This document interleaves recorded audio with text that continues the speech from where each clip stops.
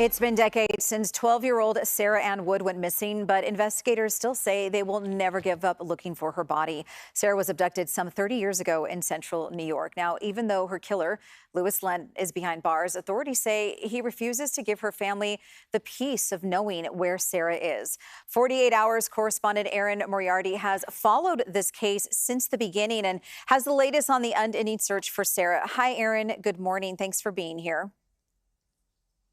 Good morning, Gianna. I'm glad to be here. Thank you. Yeah, so, Erin, it's been more than 30 years. Why do investigators believe they can still solve the mystery of where Sara was buried? I think, Gianna, they're driven by hope as much as anything else. I mean, it has been 30 years.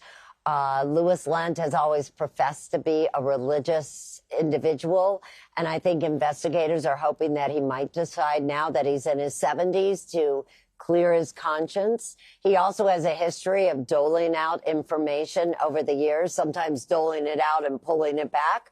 And there are two children they would like to track down, not only Sara Anne Wood, but also Jamie Lusher, who at one point he confessed to and then he pulled it back. But they would like to be able to bring information to both those families. Well, Erin, also, Louis Lent has confessed to killing at least two children, and there's another story around that as well, trying to kidnap a young girl named Becky, and yet his name really had never come up when detectives investigated possible sex offenders. So how did he stay under the radar?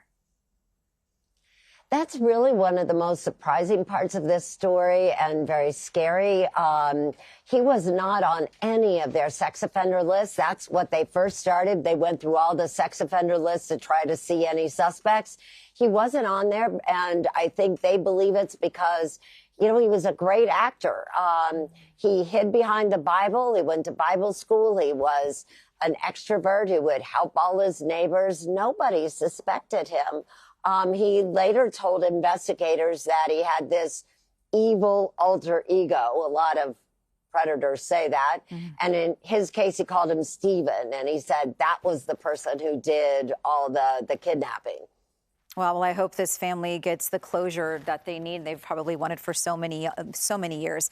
Erin, thank you so much. You can watch the new episode tomorrow. It's actually the 37th season premiere of 48 Hours, and it's part of a new true crime double feature happening Saturday nights.